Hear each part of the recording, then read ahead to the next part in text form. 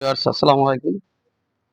আজকে আরেকটা নতুন ভিডিও নিয়ে আসছি আপনাদের সামনে। সেটা হলো, আপনারা যদি জার্মানিতে যেতে চান, তো জার্মানিতে যাওয়ার জন্য এখন আসলে বেশি দিন সময় লাগে না। মাত্র ১৫ দিনের মধ্যে প্রসেস করে আপনারা জার্মানিতে যেতে পারবেন।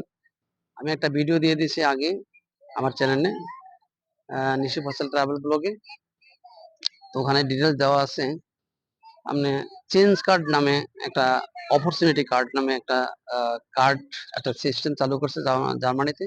ওখানে আপনি ১ বছর ব্লক অ্যাকাউন্টে ১২-১৩ লক্ষ টাকা যদি ব্লক অ্যাকাউন্ট করেন এবং জবস জব সার্চিং বিষয় আরকি।